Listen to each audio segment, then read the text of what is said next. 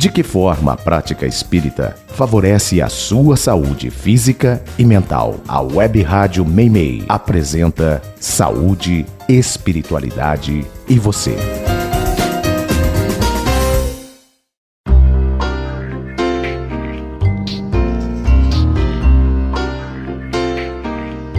Bom dia, meus queridos amigos, ouvintes da Web Rádio Meimei. É uma satisfação muito grande nós estarmos aqui em mais um programa Saúde, Espiritualidade e Você. Meu nome é Ricardo Cavalcante, sou membro da Associação Médico Espírita de Botucatu e hoje nós vamos conversar sobre um tema muito importante para todos nós, que é a autopiedade. Muitas vezes nós vivenciamos esse sentimento, praticamos esse comportamento, mas que é um comportamento extremamente danoso, deletério para a nossa saúde. O que é a autopiedade? Conforme Joana de Ângeles nos define, através da psicografia de Divaldo, na obra Encontro com a Paz e a Saúde, a autopiedade é um sentimento que nós criamos quando nós nos sentimos incapazes de enfrentar um problema e de maneira que nós nos colocamos na posição de vítima como uma forma de fugir do problema ou mesmo como uma forma de não termos que enfrentá-lo, de termos que nos dedicar ou nos esforçar para enfrentar esse problema. Joana de Ângeles coloca que a autopiedade ela é uma forma de uma bengala psicológica. É mais fácil nós nos colocarmos como vítimas do que nos responsabilizarmos ou assumirmos a presença de um problema, de uma dificuldade e enfrentá-la de uma maneira tranquila e aprendendo e crescendo com aquilo. De forma que a autopiedade ela vai se expressar na nossa vida através das queixas, das lamentações. Então, como que a gente sabe que a gente está praticando a autopiedade? É quando nós nos queixamos, quando nós nos lamentamos. Então, quando a gente encontra um amigo, um conhecido e a gente começa a se queixar, a gente começa a se lamentar, a gente está ali vivenciando ou praticando a autopiedade. E a autopiedade a gente vai encontrar na literatura espírita uma série de referências indicando para nós a gravidade deste comportamento. Gostaria de ressaltar aqui uma passagem muito conhecida no livro Nosso Lar, no livro de psicografia do Chico, ditado pelo espírito André Luiz, uma das obras mais renomadas aí da doutrina espírita, o livro Nosso Lar. O André Luiz, quando ele desencarnou, ele ficou um período vivendo no umbral e depois foi recolhido por Clarencio lá no Nosso Lar. E o André Luiz se sentia muito vítima daquela situação, entendendo que ele havia desencarnado muito cedo, tinha deixado a família para trás, a esposa, os filhos que ainda não tinham se formado, ainda estavam na fase de formação, que dependiam da presença do pai. Então ele se sentia muito vítima de toda aquela situação. E quando ele chega lá no Nosso Lar, ele é acolhido, ele começa a se recuperar, o que ele vai fazer? Ele vai se lamentar daquela situação e vai fazer essa lamentação para o Clarencio. E aí o Clarencio dá uma frase, fala uma frase que chama muita atenção, que é muito importante para a nossa reflexão, que André Luiz nos transmite através dessa obra, quando ele diz o seguinte, diante da lamentação de André Luiz: lamentação denota enfermidade mental e enfermidade de curso laborioso e tratamento difícil. Ou seja, a lamentação, ela é uma forma, é como se nós estivéssemos expressando um adoecimento da alma, quando a gente começa a entrar nessa vibração de se lamentar, nesse comportamento de se lamentar. E para que a gente possa entender de uma forma prática isso, nós vamos contar uma história que é narrada no livro O Gigante Deitado. Esse livro, O Gigante Deitado, ele é um livro que vai contar a vida de um grande espírita, de um grande orador espírita, trabalhador da causa espírita, chamado Jerônimo Mendonça, que era lá de Ituiutaba, Minas Gerais. O Jerônimo, para aqueles que não conhecem, era um indivíduo que, desde a adolescência, ele descobriu uma doença muito grave, que era a artrite reumatoide, na época, sem os recursos terapêuticos que nós temos hoje, e de maneira que essa doença evoluiu de uma forma muito rápida, e aos 18 anos de idade o Jerônimo já andava com bastante dificuldade, já logo em seguida necessitou de cadeira de rodas, depois ele se tornou acamado, ou seja, viveu na cama, aonde ele ficou por mais de 30 anos vivendo naquela condição. Além disso, perdeu a visão. Ele também ficou cego nesse período e tinha dores terríveis, o Jerônimo. Tomava analgésicos fortes, como morfina, por exemplo, de horário, em intervalos curtos de tempo, e mesmo assim essa dor ela não cessava. Quem conheceu Jerônimo muitas vezes o viu com um peso, ele punha sacos de areia em cima do tórax para poder aliviar a dor, pelo menos transitoriamente, para que ele conseguisse pelo menos descansar, para que ele conseguisse ao menos dormir.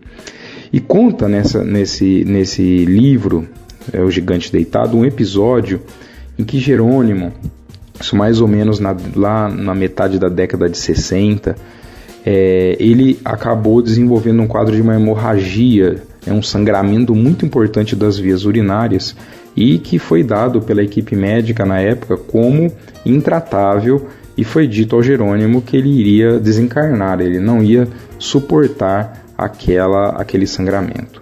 E o Jerônimo era bastante amigo do Chico Xavier. Ele pediu então se não seria possível pelo menos ele ir até Uberaba se despedir do Chico. Acabaram conseguindo um avião, porque de carro, por transporte terrestre, ele não conseguiria chegar até Uberaba, porque ele não suportaria essa viagem, ele desencarnaria no meio do caminho. Conseguiram um avião que o levou até a cidade de Uberaba, aonde ele foi se encontrar com Chico Xavier. Quando ele chega lá, na comunhão espírita, onde Chico trabalhava, o Chico não estava ali naquele momento. Ele estava participando de um trabalho, numa visita fraterna, estava lá levando os mantimentos, fazendo toda a assistência aos pobres e os doentes que o Chico sempre fazia. Mas quando o Chico retorna então ali para a comunhão espírita, encontra o Jerônimo, o sangramento era tão importante que o lençol que estava cobrindo a maca estava todo vermelho, todo ensanguentado.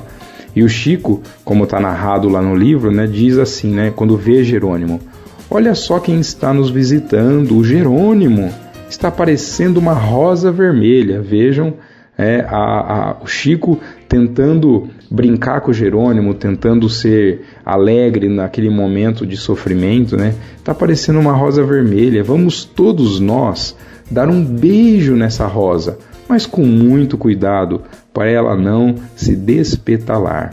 De forma que todos aqueles que estavam ali junto, próximos a Chico, a Jerônimo, foram um a um dando um beijo no rosto do Jerônimo. Cada beijo que o Jerônimo recebia, ele sentia uma vibração fluídica muito forte, até que, por fim, o Chico lhe deu um beijo e colocou a mão sobre o abdômen do Jerônimo. E nesse momento, o Jerônimo sente então um choque, como se ele tivesse tomado um choque de alta voltagem, que saía da mão do Chico, e nesse momento o sangramento cessou, o sangramento parou. E o Jerônimo, que estava fraco ali, vamos dizer assim, às vésperas do desencarne, esperando para desencarnar, o Chico ainda vira para ele e fala assim: Jerônimo, já que parou o sangramento, então pode fazer a explanação evangélica aqui do nosso trabalho, da nossa atividade. E ainda o Jerônimo fez a explanação evangélica para quem estava às vésperas do seu desencarne. E aí, depois disso, o Chico pergunta ao Jerônimo: Jerônimo, você sabe o porquê desta hemorragia? E aí o Jerônimo disse: não sei, Chico. E aí o Chico dá a seguinte explicação para ele: foi porque você aceitou o coitadinho. Coitadinho do Jerônimo, coitadinho. você desenvolveu a autopiedade. Começou a ter dó de você mesmo. Isso gerou um processo destrutivo. O seu pensamento negativo, fluidicamente, interferiu no seu corpo físico, gerando a lesão.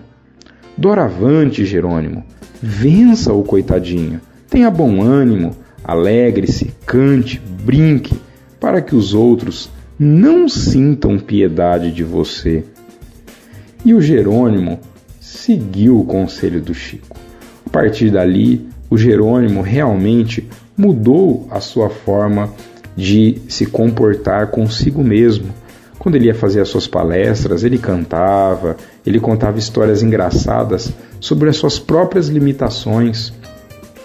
E ele se tornou tão hilário, tão engraçado nessas histórias que ele contava, que o Jerônimo falava, né, dos seus próprios, da sua própria deficiência, da sua própria dificuldade física, das suas dores, que naquele momento que o Jerônimo contava nas suas palestras, dava a impressão que era uma pessoa normal, que não tinha nenhum tipo de limitação física, que estava contando aquilo, como ele podia se tornar igual às pessoas que são sadias, que estão fisicamente bem. Isso mudou completamente o panorama da vida de Jerônimo, e ele realmente venceu o coitadinho. Vejam só, Jerônimo vivendo, né, numa cama, cego, com dores terríveis, tinha todos os motivos do mundo para se sentir coitadinho. Mas vejam a chamada que o Chico deu a ele: Jerônimo, vença o coitadinho, porque foi isso que lhe fez adoecer nesse momento, é isso que está lhe tirando a vida, está lhe esgotando a vida, porque a sua saúde está comprometida, porque a sua mente, o seu coração está doente. Vença isso, porque uma mente sã, um coração são, vão te dar uma outra perspectiva de vida. A doença física, Jerônimo, nós temos que enfrentá-la. Cada um de nós temos que passar por uma doença.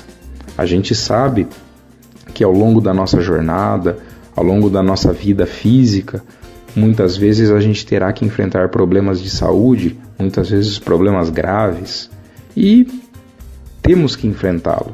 Certamente não estão aqui por um acaso, como nós já conversamos em programas anteriores, e certamente estão aqui para nos ensinar algo. Então que a gente possa, assim como Jerônimo, vencer o coitadinho, deixarmos de nos sentir vítimas e passarmos a ter uma outra postura mental, um outro comportamento diante das nossas dificuldades, nos colocando sempre como grandes responsáveis pelos nossos atos e enfrentando as consequências da lei divina que vem ao nosso encontro para nos educar, para nos mostrar um novo caminho e para nos indicar um novo começo diante daquilo que nós precisamos aprender, daquilo que nós precisamos evoluir.